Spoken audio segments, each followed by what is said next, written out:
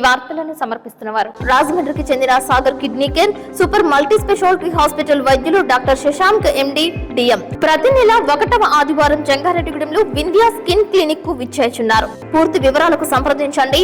Vindhya skin clinic, Bharat gas సమీపంలో, Triveni college road. నమస్కారం, city news కి స్వాగతం. ముందుగా ముఖ్యాంశాలు. జంగారెడ్డిగూడెంలో రామచంద్రపురంలో ప్రతిష్ఠించనున్న దేవతామూర్తుల విగ్రహాలు ఊరేగింపు పాల్గొన్న భక్తులు.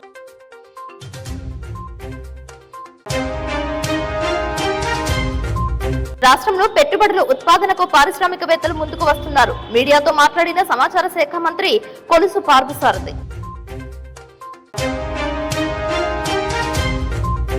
పత్తి, మిరప రైతులను ఆదుకోవాలి, రైతు సంఘం డిమాండ్.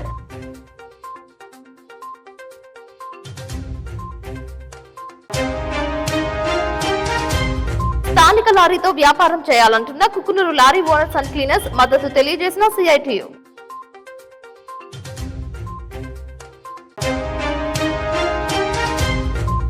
ఈ నెల 8వ తేదీన భీష్మ ఏకాదశి, ద్వారకా తిరుమలకు పాదయాత్ర. వివరాలు వెల్లడించిన అర్జున మురళీకృష్ణ.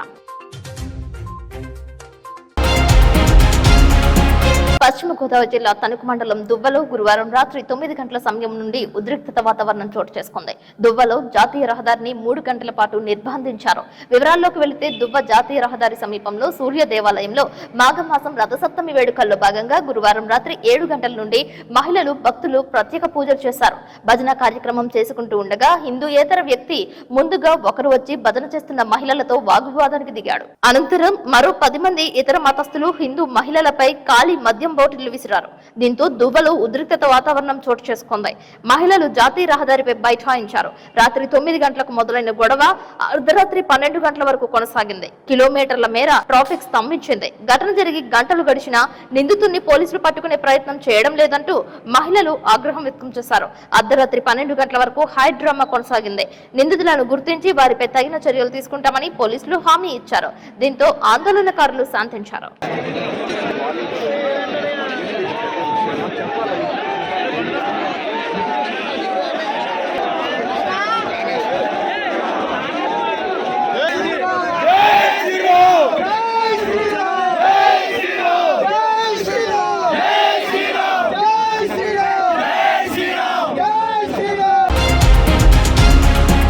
భీష్మ ఏకాదశి సందర్భంగా ఈ నెల 8వ తేదీన జంగారెడ్డిగూడెం గ్రామదేవత గంగానమ్మ తల్లి ఆలయం నుంచి ద్వారకా తిరుమల వరకు పాదయాత్ర నిర్వహించనున్నట్లు హిందూ ధర్మ ప్రచార సమితి సభ్యులు అర్జున మురళీకృష్ణ తెలిపారు. దీనికి సంబంధించిన కరపత్రాలను ఆవిష్కరించారు. 8వ తేదీ ఉదయం 4 గంటల నుంచి గ్రామదేవత గంగానమ్మ తల్లి ఆలయం వద్ద పట్టణానికి చెందిన వ్యాపారవేత్త చామర్తి శ్రీరాముల చేతుల మీదుగా పాదయాత్ర ప్రారంభించనున్నట్లు తెలిపారు. ఈ కార్యక్రమానికి భక్తులు సహకరించాలని కోరుతూ మీడియాతో మాట్లాడారు.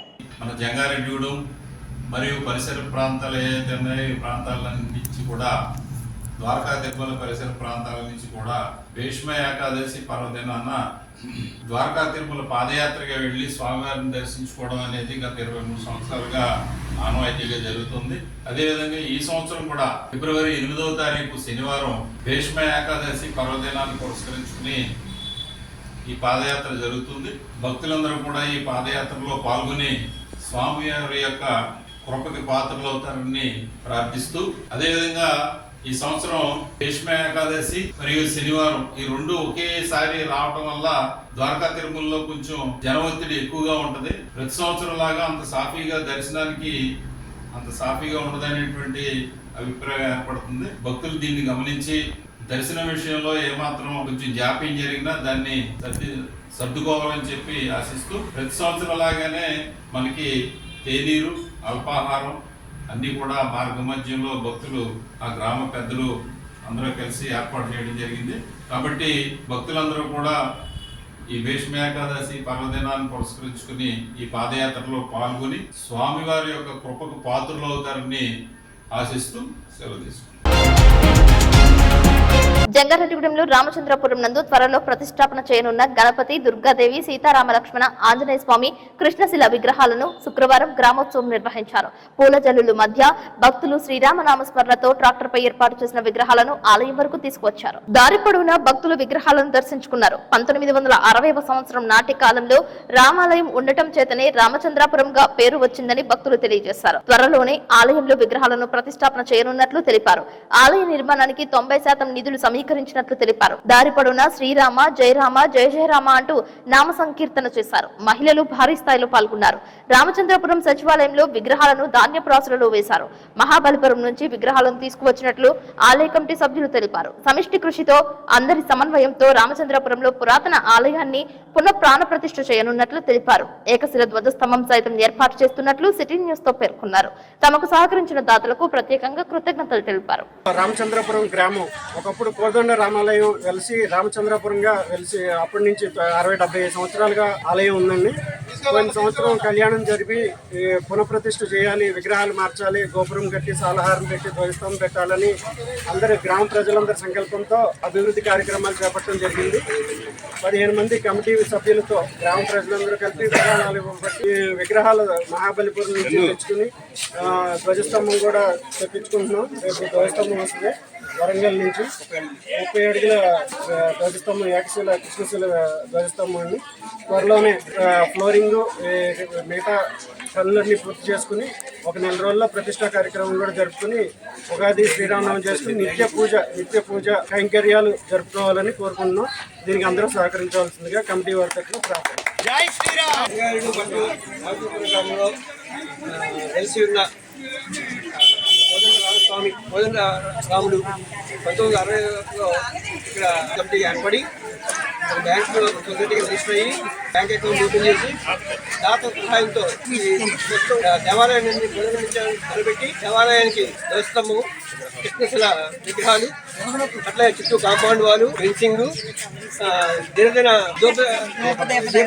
నైవేద్యాలు ఏర్పాటు చేయడం కలిసి సుమారు 4 లక్షలు అయ్యే కార్యక్రమం కనపరిచి ఈ 10 నెలల కాలంలో అనుకున్న కార్యక్రమాల్లో 90% పూర్తి చేయడం అనేది. జంగారెడ్డిగూడెంలో వీధి కుక్కల స్వైర విహారం కారణంగా గుర్తించిన 412 గ్రామ సింహాలకు వ్యాక్సినేషన్ తో పాటు ఆపరేషన్స్ చేయనున్నట్లు మున్సిపల్ కమిషనర్ కొమ్మినేని వెంకటరమణ తెలిపారు. పట్టణంలో పలు ప్రాంతాలలో పగటి సమయంలోనే కాకుండా రాత్రి సమయంలో సైతం కుక్కల బెడద విపరీతంగా పెరిగిపోయిందని పట్టణవాసులు పేర్కొంటున్నారు. ఇటీవల శ్రీనివాసపురం రోడ్డులో 8 మందిపై పిచ్చి కుక్క దాడి చేయడంతో వారంతా తీవ్రంగా గాయపడ్డారు. మరో 2 ఏలూరును తరలించారు. ఈ నెల 10వ తేదీ నుంచి స్నేహ సొసైటీ ఆధ్వర్యంలో కుక్కలకు వ్యాక్సినేషన్ ఆపరేషన్స్ చేయడానికి సన్నాహాలు చేసినట్లు తెలిపారు. జంగారెడ్డిగూడెం ప్రజలకు నమస్కారం. జంగారెడ్డిగూడెం ప్రజలకి ఒక విజ్ఞప్తి ఏమంటే, ఇప్పుడు జంగారెడ్డిగూడెం ప్రజలంతా కుక్కల బెడద ఎక్కువగా ఉందనేసి ఆల్రెడీ మున్సిపాలిటీ దృష్టికి తేవడం జరిగింది.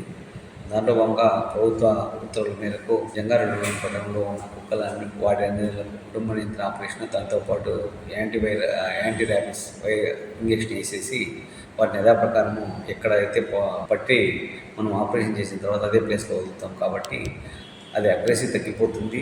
ప్లస్ ఇంత ప్రజల మీద దాడి అది రేపు 15వ తారీఖు నుంచి వాళ్ళు వస్తారు. ఎవరైతే స్నేహ వెల్ఫేర్ సొసైటీ వాళ్ళకి మనం ఒప్పందం కుదుర్చుకోవడం జరిగింది. వర్కర్ కూడా ఇవ్వడం జరిగింది. వాళ్ళు 10వ తారీఖు నుంచి ప్రారంభించి నెలకు 100 కుక్కలు చొప్పున ఒక 4 నెలల్లో పూర్తిగా 100% వ్యాక్సినేషన్ ప్లస్ కుటుంబ నియంత్రణ ఆపరేషన్ చేస్తారని తెలియజేస్తున్నాను. ఈ కార్యక్రమం అయిపోయిన తర్వాత ఎలాంటి భయాందోళన చెందవద్దని నా విజ్ఞప్తి. అలాంటి ఏదైనా కొద్దిగా ప్రవర్తన డిఫరెన్స్గా ఉన్నా సో వాటిని మున్సిపాలిటీ వారికి చెప్పించో ఆ కుక్కలను పట్టి ఊరికి దూరంగా అడవి ప్రాంతంలో అందుబాటులో లేకుండా అడవి ప్రాంతంలో వదిలేస్తామని ఈ సందర్భంగా తెలియజేస్తున్నాను. కూటమి ప్రభుత్వ హయాంలో గీత వృత్తుల వారికి న్యాయం జరుగుతుందని జంగారెడ్డిగూడెం పట్టణానికి చెందిన కార్పొరేషన్ డైరెక్టర్ చిట్టిపన్న రామలింగేశ్వరరావు అన్నారు. తెలుగుదేశం పార్టీకి బీసీలు కొండంత అండగా ఉన్నారని గుర్తు చేశారు. తమ కులాలను టీడీపీ కారణంగా న్యాయం జరిగిందని అన్నారు. కూటమి ప్రభుత్వంలో మరోమారు తమ సంఘాలు వృద్ధిలోకి వస్తున్నాయని తెలిపారు. అందరికీ నమస్కారం అండి. ఈ రోజున రాష్ట్రంలో గత ప్రభుత్వంలో ఎంతో నరకం అనుభవించి ఈ రోజున స్వేచ్ఛావాయువులు పీలుస్తున్న బీసీ వర్గాల పట్ల ప్రస్తుత ప్రభుత్వం ఎంతో కనికరంతో వారి అభివృద్ధికి ఆర్థికంగాను సామాజికంగాను కూడా ప్రతి ఒక్క అవకాశాన్ని కూడా ఉపయోగించుకుంటూ ఈ రోజున ప్రతి వర్గానికి కూడా న్యాయం చేయాలనే ఉద్దేశంతో గీత కార్మికులకి వారు మేనిఫెస్టోలో ఏదైతే చెప్పారో చంద్రబాబు నాయుడు గారు ఆ విధంగానే 10% రిజర్వేషన్లు కల్పించడం జరిగింది. ఈ రిజర్వేషన్లు అమలయ్యి గీత కార్మికుల కులాలు ఏదైతే ఉన్నాయో ఉపకులాలు వారు ఆర్థికాభివృద్ధి చెందితే జగన్మోహన్ రెడ్డి గారు ఈ రోజున వారి అన్యాయాలతో వారి పార్టీకి సంబంధించిన న్యాయవాదులతో కోర్టుల్లో గీత కార్మికులకు వ్యతిరేకంగా పిటిషన్లు వేయించి ఈ జరిగే వేలంపాటలను అడ్డుకోవడానికి ప్రయత్నం చేస్తున్నారు. కాబట్టి ఇది ఎట్టి పద్ధతిలోనూ జరగనము. ప్రభుత్వం చూస్తూ ఊరుకోదు. గీత కార్మిక కులాలకి న్యాయం చేయడానికి ఎప్పుడు కూడా కట్టుబడి ఉంది. దీన్ని న్యాయపరంగానే ఎదుర్కొంటాం. ఇలాంటి దుర్మార్గపు ఆలోచనలు కట్టిపెట్టాలని బలహీన వర్గాల వారు ఎప్పుడు కూడా నీకు దరిచేయడానికి సిద్ధంగా లేరు, రాబోరు కూడా ఈ విధంగా తెలియజేస్తూ ఎక్కడైనా న్యాయపరమైన చిక్కులు కట్టకుండా పక్కకి వెళ్ళాలని కోరుకుంటూ ప్రభుత్వం ద్వారా గీత కార్మికులకి ఎట్టి పరిస్థితుల్లో కూడా న్యాయం జరుగుతుందని తెలియజేసుకుంటూ సెలవు తీసుకుంటాం. స్థానిక లారీలతో కుకునూరు మండలంలో పత్తి, మిరప తదితర రవాణా సర్వీసులు చేయాలని సిఐటియు మండల కార్యదర్శి ఎర్నం సాయి కిరణ్ ప్రభుత్వాన్ని డిమాండ్ చేశారు. శుక్రవారం సిఐటియు ఆధ్వర్యంలో లారీ యూనియన్ కార్మికులు తహసీల్దార్ కార్యాలయం ఎదుట ధర్నా నిర్వహించారు. అనంతరం తహసీల్దార్ కి సమస్యలతో కూడిన వినతి పత్రాన్ని అందజేశారు. ఈ సందర్భంగా సాయి కిరణ్ మాట్లాడుతూ దేశవ్యాప్తంగా సరుకు రవాణా కోసం నిరంతరం అహర్నిశలు ప్రాణాలు సైతం లెక్క చేయకుండా ప్రభుత్వానికి, ప్రైవేట్ సంస్థలకు ఆదాయం చేకూర్చే లారీ డ్రైవర్లు కుటుంబ పోషణ గడువక తీవ్ర ఇబ్బందులు ఎదుర్కొంటున్నారని అన్నారు. కుకునూరు మండలంలో కొంతమంది ఫెర్టిలైజర్స్ యజమానులు బయట లారీలను తీసుకొచ్చి రవాణా చేపిస్తున్నారని, ఎందుకు చేస్తున్నారని ప్రశ్నిస్తే అక్రమంగా కేసులు పెడుతున్నారని అన్నారు. దీని కారణంగా స్థానికంగా ఉన్న లారీ డ్రైవర్లకు జీవన ఉపాధి లేక కుటుంబ పోషణ గడవక తీవ్ర ఇబ్బందులు ఎదుర్కొంటున్నారు. అసలే కుకునూరు ముంపు ప్రాంతం కావడం, పనులు లేక ఇబ్బందులు పడుతున్న సందర్భంలో ఇప్పుడున్న ఉపాధి కూడా దెబ్బతింటుంటే ఏం చేయాలో దిక్కుతోచని స్థితిలో లారీ డ్రైవర్లు ఉన్నారని ఆవేదన వ్యక్తం చేశారు. అధికారులు వెంటనే జోక్యం చేసుకుని కుకునూరు మండల వ్యాప్తంగా ఎక్కడ రవాణా జరిగినా స్థానికంగా ఉన్న లారీలతో పనులు చేసేలా చర్యలు తీసుకుని లారీ డ్రైవర్ల ఉపాధిని కాపాడాలని సాయి కిరణ్ కోరారు. ఈ కార్యక్రమంలో లారీ యూనియన్ అధ్యక్షులు, కార్యదర్శి మహమ్మద్ వలీ పాషా, నిర్మల, వెంకటేశ్వర్లు, అంగిరేకుల వెంకటేశ్వరరావు, కట్టబోయిన మల్లేష్, వెంకటేశ్వరరావు, ఓగిరాల నాగరాజు, మహేష్ పాల్గొన్నారు. పేరు సాయి కిరణ్, సిఐటియు కుకునూరు మండల ప్రధాన కార్యదర్శి. ఈరోజు లారీ కార్మికులు మండల వ్యాప్తంగా ఉన్నటువంటి 30 మంది కార్మికులు ఎదుర్కొన్న ఇబ్బందుల రీత్యా ఈరోజు తహసీల్దార్ కార్యాలయం ఎదుట ధర్నా నిర్వహించి సిఐటియు ఆధ్వర్యంలో తహసీల్దార్ గారికి వినతి పత్రం ఇవ్వడం జరిగింది. ప్రధానంగా ఈ ప్రాంతంలో ఉన్నటువంటి ఫెర్టిలైజర్స్ కంపెనీలకు సంబంధించి యాజమాన్యం ఎవరైతే ఉన్నారో వాళ్ళు ఇక్కడ పత్తి అదేవిధంగా మిరపకు సంబంధించి లోడింగ్ చేసి వేరే ప్రాంతాలకి సరఫరా చేస్తూ ఉన్నారు. వాటిని వెంటనే అట లోకల్గా ఉన్న డ్రైవర్కు ఉపాధి చూపించాలని చెప్పేసి ఈరోజు ఎంఆర్ గారిని కలవడం అనేది జరిగింది. వీళ్ళు పదే ఇలా చేయడం వల్ల వీళ్ళ కుటుంబ పోషణ గడవక రోడ్ల మీదకి వచ్చే పరిస్థితి ఏర్పడుతూ ఉంది. కాబట్టి వెంటనే ప్రభుత్వం వీటిపై చర్య తీసుకొని లోకల్గా ఏ రవాణా జరిగినా మండల వ్యాప్తంగా లోకల్ లారీలతోటే నిర్వహించాలని చెప్పేసి మేము ప్రభుత్వాన్ని కోరుతున్నాం. ఇప్పుడు కాసేపు ప్రకటనలు చూస్తూనే ఉండండి సిటీ న్యూస్. రాజమండ్రికి చెందిన Sagar kidney care super multi speciality hospital వైద్యులు డాక్టర్ శశాంక్ ఎండి డిఎం అన్ని రకాల కిడ్నీ వ్యాధులు, బీపీ, షుగర్ మరియు జనరల్ మెడిసిన్ సమస్యలు చూడబడును. ప్రతి నెల 1వ ఆదివారం జంగారెడ్డిగూడెంలో వింధ్యా స్కిన్ క్లినిక్ కు విచ్చేస్తున్నారు. కిడ్నీ సమస్యలకు మధ్యతరగతి ప్రజలకు అందుబాటులో ధరలు కలవు. డయాలసిస్ 2100 రూపాయలు, జనరల్ వార్డుకు 1500 రూపాయలు, సింగిల్ రూమ్ కు 2500 రూపాయలు, ఐసీయూకు 6000 రూపాయలు మాత్రమే. పూర్తి వివరాలకు సంప్రదించండి.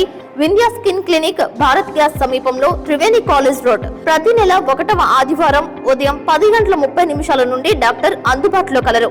Cell number 9491396555.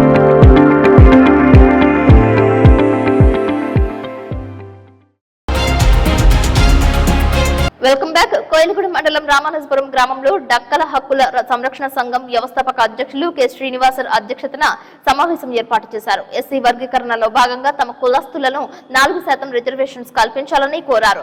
ఏపీలో 20,000కు పైగా తమ డక్క కులస్తులు ఉన్నట్లు తెలిపారు. అభివృద్ధిలో ఉప కులాలను ఏ గ్రేడ్ లో చేర్చి 4% రిజర్వేషన్ కల్పించాలని డిమాండ్ చేశారు. డక్కలి కులాన్ని గుర్తించి వర్గీకరణలో ప్రథమ ఫలాలు అందించేలా చూడాలని ఆశించారు. వన్ మ్యాన్ కమిషన్ మిశ్రాన్ని ప్రభుత్వం దృష్టికి తీసుకువెళ్లాలని కోరారు. ఈ కార్యక్రమంలో జి దానేలు, కె సుబ్బారావు, ఆనందరావు పాల్గొన్నారు. వాళ్ళు తీర్మానం చేశారు. శాతం ఇవ్వడం వల్ల నష్టపోయేది ఎవరు? మన డెక్కల కులం నష్టపోతుంది. కాబట్టి ఆ రిజర్వేషన్ శాతాన్ని అదే విధంగా మన తెలుగు రాష్ట్ర ఆంధ్ర రాష్ట్రంలో కూడా కొద్దిగా ఏమన్నా ఇంకా అదే 1% ఇవ్వబోతుందేమో అన్న భయంతో రేపు 4-5 రోజుల్లో ఇవాళ ఫోన్ చేశాను మిత్రా గారికి. ప్రయాణంలో రేపు ఢిల్లీ వెళ్తున్నాడు. నెక్స్ట్ 15 రాబోయే 7-8 రోజుల్లో ఖచ్చితంగా జిల్లాల నాయకులతోటి నా పోరాటం వాళ్ళందరినీ తీసుకెళ్లి విజయవాడ 50 మందితోటి 50 మందితోటి ప్రెసిడెంట్ కార్యదర్శి అందరినీ కూడా అన్ని జిల్లాల రిజర్వేషన్ మా రిజిస్ట్రేషన్ చేపించడం జరిగింది. మన డాక్టర్ హక్కుల సంరక్షణ సంఘం దాని మీదే అన్ని జిల్లాలు కూడా మనకి రిజిస్ట్రేషన్ చేపించడం జరిగింది. వాళ్ళు ఎన్నుకోబడిన నాయకులు కృష్ణా జిల్లాలో రాంబాబు అన్ని వీళ్ళగా మొత్తం అన్ని జిల్లాలో ఇక్కడ నుంచి ముడిచాల నుంచి కొండయ్య కొండారావు తర్వాత రంగయ్య వీళ్ళందరినీ అలాగా ఎన్నుకోవటం జరిగింది. గత 3 సంవత్సరాలు వీళ్ళందరినీ క్రోడీకరించుకుని రేపు దినాన్న చిత్రా గారు ఢిల్లీ నుంచి రావడంతో మేమందరం మనకు డెక్కల కులస్తులు అందరూ కలిసి ఖచ్చితంగా విజయవాడ వెళ్ళి అక్కడ మన కులం సమస్యల మీద మనం ఇచ్చే రిజర్వేషన్ మీద ఖచ్చితంగా పోరాడి మనం సాధించుకుందాం. పత్తి కొనుగోలుకు సిపిఐ కొనుగోలు కేంద్రాలు వెంటనే ఏర్పాటు చేయాలని కోరారు. క్వింటాల్ పత్తికి 10,000 రూపాయలు, క్వింటాల్ మిర్చికి 25,000 రూపాయలు కనీస ధరలు అమలు చేయాలని డిమాండ్ చేశారు. శుక్రవారం జంగారెడ్డిగూడెంలో ప్రజా సంఘాల కార్యాలయంలో ఆంధ్రప్రదేశ్ రైతు సంఘం ముఖ్య నాయకుల సమావేశం నిర్వహించారు. ఈ సమావేశానికి సంఘం జిల్లా ఉపాధ్యక్షులు బొడ్డు రాంబాబు అధ్యక్షత వహించారు. ఈ సందర్భంగా కె శ్రీనివాస్ మాట్లాడుతూ పత్తి, మిర్చి వ్యాపారులు ధరలు తగ్గించి రైతులకు తీవ్రమైన నష్టం కలిగిస్తున్నారని చెప్పారు. గత సంవత్సరం క్వింటాల్ 12,000 రూపాయలు పలికిన పత్తి ధర ఈ సంవత్సరం పత్తి దిగుబడులు తగ్గిపోవడమే కాకుండా ధర 5,600 రూపాయల నుండి 6,300 రూపాయలకే కొనుగోలు చేస్తున్నారని చెప్పారు. ఒకవైపు పత్తి విత్తనాలు, ఎరువులు, క్రిమి సంహారక మందుల ధరలు, వ్యవసాయ ఉపకరణాల ధరలు, వ్యవసాయ కూలీలకు ధరలన్నీ పెరిగిపోయాయని ఆందోళన వ్యక్తం చేశారు. మరోవైపు అధిక వర్షాలు, చీడ పీడలు, తెగుళ్లు రైతులు దిక్కుతోచని స్థితిలో ఉన్నారని చెప్పారు. ఈ సమావేశంలో ఆంధ్రప్రదేశ్ రైతు సంఘం జిల్లా సహాయ కార్యదర్శి సిరిపత్తుల సీతారామయ్య, జంగారెడ్డిగూడెం మండల అధ్యక్షులు బోడికి రామచంద్రరావు పాల్గొన్నారు. వ్యాపారుల మాయాజాలంతో పత్తి రైతులు తీవ్రంగా నష్టపోతా ఉన్నా సరే పట్టించుకునే పరిస్థితి కనబడట్లేదు. ఒకవైపు కేంద్ర ప్రభుత్వం కానీ రాష్ట్ర ప్రభుత్వం కానీ మేము కొనుగోలు కేంద్రాలు ఏర్పాటు చేస్తాము, పత్తిని కొనుగోలు చేస్తామని చెప్పారు. కానీ ఇవాళ ఏలూరు జిల్లా పరిధిలో ఎక్కడా కూడా సిసిఐ పత్తి కొనుగోలు కేంద్రం ఏర్పాటు చేయకపోవడం చాలా దారుణం అని చెప్పేసి మేము భావిస్తా ఉన్నాం. ఇవాళ జూలిపీలు కానీ కొట్టాయిగూడు, చిత్తూరు, వేరేపాడు, ఇటు పోలవరం, చింతలపూడి ఈ మండలాల్లో విస్తారంగా గిరిజన రైతులు, పేద రైతులు పత్తి సాగు చేస్తూ ఉన్నారు. ఇవాళ క్వింటాల్ పత్తికి కనీస మద్దతు ధర 7,550 రూపాయలు ఉంటే 5,000 అమ్ముకుని పత్తి రైతులు నష్టపోతా ఉన్నారు. పెరిగిన ఖర్చులు కానీ తగ్గిన దిగుబడి రీత్యా కానీ క్వింటాల్ పత్తికి కనీసం 10,000 రూపాయలు ఉండాలని చెప్పేసి రైతులు డిమాండ్ చేస్తూ ఉంటే కనీసం మద్దతు ధర కూడా అమలు కాని పరిస్థితి ఉన్నది. ఇప్పటికైనా ప్రభుత్వం స్పందించి సిసిఐ కొనుగోలు కేంద్రాలను ఏర్పాటు చేసి రైతుల నుంచి పత్తి కొనుగోలు చేయాలని చెప్పేసి ఆంధ్రప్రదేశ్ రైతు సంఘం తరఫున డిమాండ్ చేస్తూ ఉన్నాం. అలాగే ఇవాళ మిర్చి రైతు కూడా మిర్చి ధర బాగా పడిపోయింది. 2023లో 23,000 రూపాయల నుంచి 26,000 రూపాయలు క్వింటాల్ మిర్చి ధర ఉంటే ఈరోజు 9,000 నుండి 12,000 మాత్రమే ధర ఉండడం వల్ల మిర్చి రైతులు నష్టపోతా ఉన్నారు. కనీసం ధర కూడా అమలు కావడం లేదు. కాబట్టి క్వింటాల్ మిర్చికి 25,000 రూపాయలు ఉండాలని చెప్పేసి రైతులు మాత్రం సరే పట్టించుకునే పరిస్థితి కనబడట్లేదు. ఇప్పటికే అనేక తెగుళ్ళు వచ్చి నల్ల తామర కానీ, జెమిని వైరస్ కానీ ఇట్లాంటి తెగుళ్ళు వచ్చి మిర్చి రైతులు నష్టపోయారు. కాబట్టి ఎగుమతులు లేవనే పేరుతో కూడా ఇవాళ మిర్చికి ధర తగ్గించేయడం వల్ల కోల్డ్ స్టోరేజ్లో ఉన్న మిర్చికి కూడా ధర లేకపోవడం వల్ల కనీసం కోల్డ్ స్టోరేజ్లో ఉన్న మిర్చిని అన్నా సరే కనీసం కోల్డ్ స్టోరేజ్ అద్దెలు కూడా వచ్చే పరిస్థితి కనబడట్లేదు మిర్చి రైతులకి. ఇట్లాంటి పరిస్థితుల్లో మిర్చి రైతులు కూడా ఆదుకోవాలని చెప్పేసి కోరుతాము. కాబట్టి కేంద్ర ప్రభుత్వం స్పందించి ఎగుమతులకి అవకాశం, అనుమతులు సంపాదించి ఇవాళ మిర్చికి ధర పెంచి కనీసం క్వింటాల్కి 25,000 రూపాయలు ధర ఇచ్చి ఇవాళ మిర్చి రైతులు ఆదుకోవాలని చెప్పేసి కోరుతాము. నష్టపోతున్నా, ఇబ్బంది పడుతున్నా, సంక్షోభంలో కూరుకుపోతున్నా, అప్పులు పాలవుతున్నా పత్తి రైతుల్ని, మిర్చి రైతులను ఆదుకునే కోసం కేంద్ర రాష్ట్ర ప్రభుత్వాలు చర్యలు తీసుకోవాలి. లేని పక్షంలో రైతుల్ని సమీకరించి ఆందోళన చేపడతామని చెప్పి సందర్భంగా మేము తెలియజేస్తాము. రాష్ట్రానికి పెట్టుబడులు పెట్టడానికి పారిశ్రామికవేత్తలు ముందుకు వస్తున్నారని రాష్ట్ర సమాచార శాఖ మంత్రి కొలుసు పార్థసారథి వెల్లడించారు. పోలవరం ప్రాజెక్టును పూర్తి చేసేది కూటమి ప్రభుత్వమే అని తెలియజేశారు. రాష్ట్రం అభివృద్ధి, సంక్షేమం వైపు పరుగులు పెడుతోందని అన్నారు. మంచి విజన్ తో ముందుకు వెళ్తున్నట్లు గుర్తు చేశారు. కూటమి ప్రభుత్వం అధికారంలోకి వచ్చిన తర్వాత ఈ రాష్ట్రంలో పెట్టుబడుల ప్రవాహం కొనసాగుతున్న విషయం అందరికీ తెలిసిందే. ఎందుకంటే ఎన్ని పెద్ద పెద్ద దిగ్గజాలు, కార్పొరేట్ దిగ్గజాలు మన ఆంధ్రప్రదేశ్ కు వచ్చి ప్రభుత్వంతో, ముఖ్యంగా ముఖ్యమంత్రి గారు లోకేష్ గారితో మీటింగ్ ఏర్పాటు చేసుకుని వాళ్ళు అగ్రిమెంట్ చేసుకుంటూ అన్ని కూడా చూస్తా ఉన్నారు. ఈ కూటమి ప్రభుత్వం అధికారులకు వచ్చిన తర్వాత 34 ప్రాజెక్టులు 6,78,345 5 కోట్ల రూపాయల పెట్టుబడులకి అగ్రిమెంట్ చేసుకున్నారు. ఈ పెట్టుబడుల ద్వారా 4,28,705 జాబ్స్, ఉపాధి అవకాశాలు, ఉద్యోగ అవకాశాలు ఈ రాష్ట్ర యువత యువకులకి అందుబాటులోకి వస్తాయని చెప్పేసి మనవి చేస్తాను. ముఖ్యమంత్రి గారు అగాధంలో నెట్టబడిన ఈ రాష్ట్రాన్ని అభివృద్ధి పదంలోకి తీసుకురావటానికి భవిష్యత్తు ఆగమ్య గోచరంగా మారిపోయిన యువతీ యువకులకు మంచి ఉద్యోగ అవకాశాలు కల్పించాలనే లక్ష్యంతో ఆయన అహర్నిశలు కష్టపడి మరి ఈ పెట్టుబడులన్నీ కూడా తీసుకురావడం జరిగిందని చెప్పేసి మనం చేస్తాం. ముఖ్యంగా ఈ రోజు ఇండస్ట్రియల్ పాలసీస్ కి కొన్ని అమెండ్మెంట్స్ తీసుకొచ్చి ప్రత్యేకంగా women, BC, SC, ST, specially abled ఈ వర్గాల వాళ్ళకి పెట్టుబడులు పెట్టిన పరిస్థితుల్లో వారిని వ్యాపారస్తులుగా చేయాలి అనే లక్ష్యంతో వారికి ఇన్సెంటివ్స్ అన్ని కూడా పెంచడం జరిగిందని చెప్పేసి నేను మనవి చేస్తాను.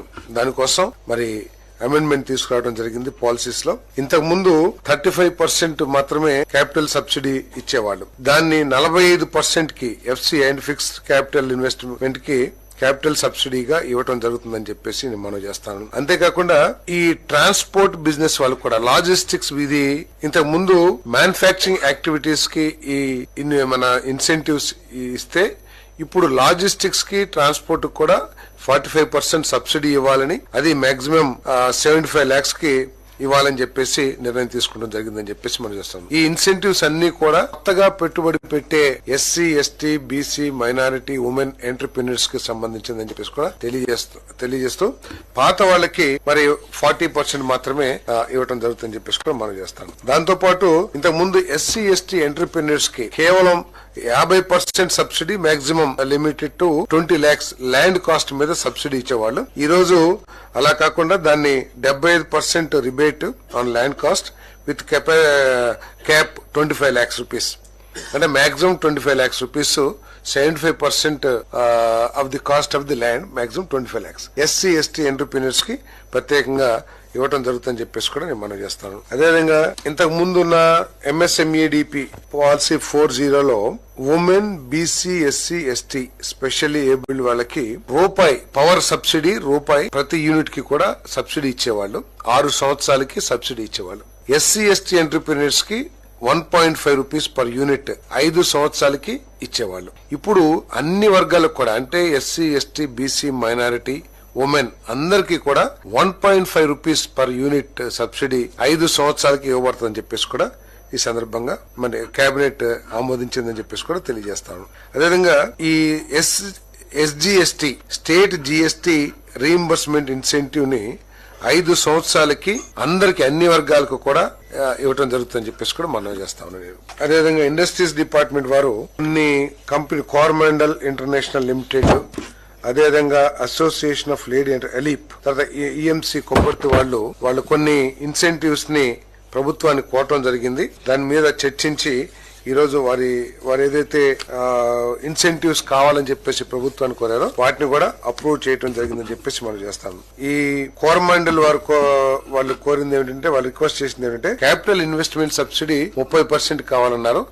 10 ఈక్వల్ ఇన్స్టాల్మెంట్స్ లో కావాలని చెప్పేసి రిక్వెస్ట్ చేశారు. దాన్ని మంత్రి మండలి ఆమోదించిందని చెప్పేసి మనం చేస్తాం. అదేవిధంగా డీకార్బనైజేషన్ ఏదైతే ఉందో కార్బన్, దానికి 25% ఆఫ్ ఈక్వల్ కాస్ట్ 10 ఇన్స్టాల్మెంట్స్ లో సబ్సిడీ ఇన్సెంటివ్స్ అడిగారు. అది కూడా ప్రభుత్వం యాక్సెప్ట్ చేసిందని చెప్పేసి మనం చేస్తాను. పవర్ టారిఫ్ ₹2 3.5 crores యూనిట్స్ కి అంటే 3.5 కోట్ల యూనిట్లకి ₹2 సబ్సిడీ పర్ ఇయర్ 10 సంవత్సరాలు అంటే 3.5 crores units per year subsidy ₹2, incentives period 10 years per unit ₹2. వాళ్ళ total requirement 3.5 crores per annum, అది 10 years కి ఇవ్వటం జరిగిందని చెప్పేసి మనం చేస్తాను. అదేవిధంగా పేరోల్ సబ్సిడీ కూడా 20% ఆఫ్ ది పేరోల్ కాస్ట్ ఏదైతే జీతాలు ఉన్నాయో దాని మీద కూడా ఇవ్వడం జరుగుతుందని చెప్పేసి మనం చేస్తాం. అదేవిధంగా ఎలీప్ వారికి ఇంతకు ముందు బాలభద్రాపురం ఈస్ట్ గోదావరిలో ల్యాండ్ ఎలకేట్ చేయడం జరిగింది. దాని బోధ 34.19 ఎకరాలు బాలభద్రాపురం ఈస్ట్ గోదావరి అలాట్ చేస్తే వారి కోరిక మేరకు ఇప్పుడు అనకాపల్లిలో 31.77 ఎకరాలు అలాట్ చేయడం జరిగింది అని చెప్పేసి కోడూరు విలేజ్ అనకాపల్లి జిల్లాలో మొత్తం దీని మూలంగా ఎలీప్ మూలంగా 6,000 మందికి ఉద్యోగ అవకాశాలు, 305 కోట్ల రూపాయలు పెట్టుబడి రాష్ట్రంలోకి వస్తుందని చెప్పేసి మనం చేస్తాను.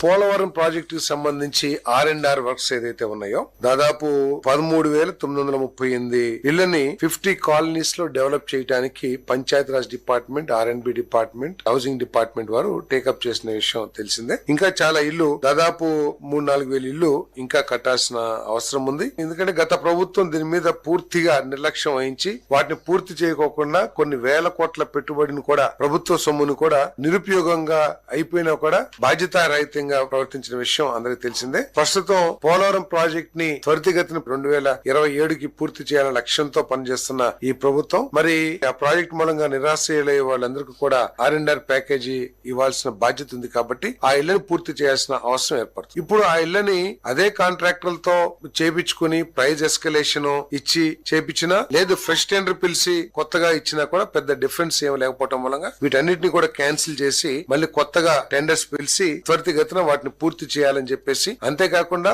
ఎవరైతే నిరాశ్రయులు ఆ కాలనీస్ కు తీసుకురాబడతారో వాళ్ళకి కావాల్సిన సోషల్ ఇన్ఫ్రాస్ట్రక్చర్ కూడా ఏర్పాటు చేయాలని చెప్పేసి ముఖ్యమంత్రి గారు సూచించడం జరిగింది. అంటే స్కూల్స్ కానివ్వండి, లేకపోతే టెంపుల్స్ కానివ్వండి, అన్ని వసతులు అంటే ఎట్టి పరిస్థితుల్లో కూడా వారు ఇబ్బంది పడుకోకుండా కొత్త కాలనీస్ కు వచ్చిన తర్వాత ఉపాధి పరంగా కానివ్వండి, లేకపోతే సోషల్ ఇన్ఫ్రాస్ట్రక్చర్ కానివ్వండి, ఎటువంటి ఇబ్బంది లేకుండా ఉండే విధంగా చర్యలు తీసుకోవాలని చెప్పేసి కూడా ముఖ్యమంత్రి గారు సూచించేయడం జరిగిందని చెప్పేసి మనం చేస్తాం.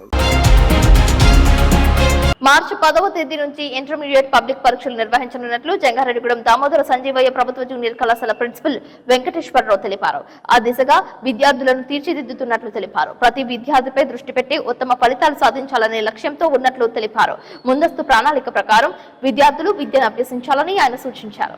మార్చి 1వ తారీఖు నుంచి పబ్లిక్ పరీక్షలు అనేటటువంటివి మార్చి 1 నుంచి 20 వరకు పబ్లిక్ పరీక్షలు నిర్వహించడం అనేటటువంటిది జరుగుతుంది. ఈ ఎగ్జామ్స్ అన్నీ కూడా సీసీ కెమెరాల పర్యవేక్షణలోనే జరుగుతాయి. అట్లాగే ఈ పర్యావరణ విద్యకు సంబంధించి కానివ్వండి, అట్లాగే ప్రాక్టికల్ ఎగ్జామ్స్ సంబంధించి కానివ్వండి, బోర్డ్ ఆఫ్ ఇంటర్మీడియట్ నుంచే ఒక అరగంట ముందు మాత్రమే మనకి పేపర్ అనేటటువంటిది ఆన్లైన్లో రావటం అనేటటువంటిది జరుగుతుంది. ఈ ఎగ్జామ్స్ అన్నింటినీ కూడా పక్కాగా నిర్వహించడానికి ప్రభుత్వ పరంగా అట్లాగే పై అధికారులు కూడా, జిల్లా అధికారులు కూడా టీంలు ఏర్పాటు చేయడం జరిగింది, స్క్వాడ్లని. అట్లాగే ఎగ్జామ్స్ అన్నీ కూడా ఏ విధమైనటువంటి ఇబ్బంది లేకుండా విద్యార్థులకి అట్లాగే తల్లిదండ్రులకి కూడా ఏ విధమైన ఇబ్బంది లేకుండా పరీక్షలన్నింటినీ కూడా సజావుగా జరగటానికి జిల్లా అధికారులందరూ కూడా సన్నద్ధం చేయటం అనేటటువంటి జరిగింది. దానికి సంబంధించి నిన్నే ఏలూరులో జిల్లా వారీగా మీటింగ్ అనేటటువంటిది పై అధికారులు మాకు నిర్వహించడం జరిగింది. అందులో చెప్పినటువంటి విషయాల ప్రకారం మనం ఈ విధంగా ఎగ్జామ్స్ని పకడ్బందీగా నిర్వహిస్తామని మేము కూడా అన్ని ఏర్పాట్లు చేసుకోవడం అనేటటువంటి జరిగింది. మాఘమాసం వచ్చిందంటే పల్లెల్లో ఉన్న గ్రామ దేవతల జాతరలు ప్రారంభమవుతాయి. దీనిలో భాగంగా బేబడోలు గ్రామంలో వెంచేసి ఉన్న గంగనమ్మ తల్లి జాతర నేత్రపర్వంగా నిర్వహిస్తున్నారు. తెలుగుదేశం పార్టీ జిల్లా ఇన్ఛార్జ్ గన్ని వీరాంజనేయులు అమ్మవారిని దర్శించుకున్నారు. ఈ సందర్భంగా ఆయన మీడియాతో మాట్లాడారు.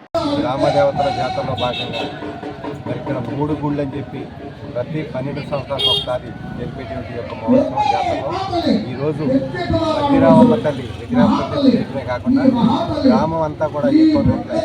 ఆ మధ్యరామమ్మ తల్లి ఆశీస్సుతో గ్రామం అంతా కూడా ప్రభుత్వంతో ఉండాలని చెప్పి ఇప్పుడే ఆవిడ నేను ప్రార్థించుకొచ్చిన సందర్భం రానున్న. ఎందుకంటే ప్రతి 12 సంవత్సరాలకు ఒకసారి ఈ జాతర 33 రోజుల పాటు జరుగుతుంది.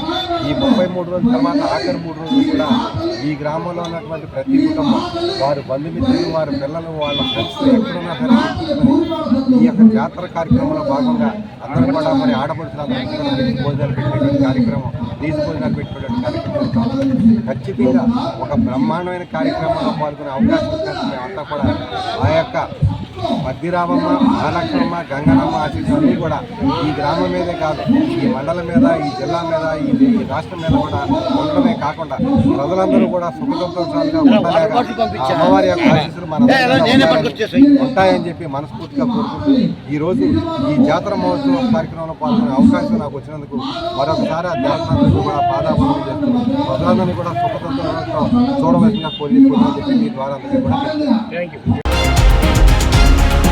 వార్తలు ముగించే ముందు ముఖ్యాంశాలు మరొకసారి. జంగారెడ్డిగూడెంలో రామచంద్రపురంలో ప్రతిష్ఠించనున్న దేవతామూర్తుల విగ్రహాలు ఊరేగింపు, పాల్గొన్న భక్తులు.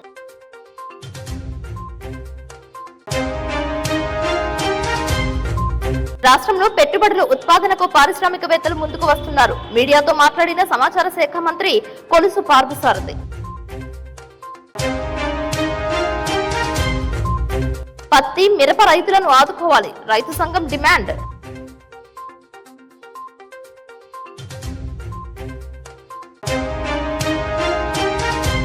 స్థానిక లారీతో వ్యాపారం చేయాలంటున్న Kukunoor lorry owners and cleaners మద్దతు తెలియజేసిన సిఐటియు.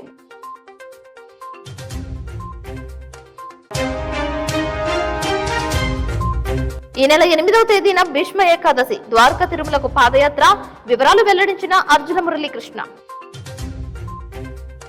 ఈ వార్తలు ఇంతటితో సమాప్తం. నమస్కారం.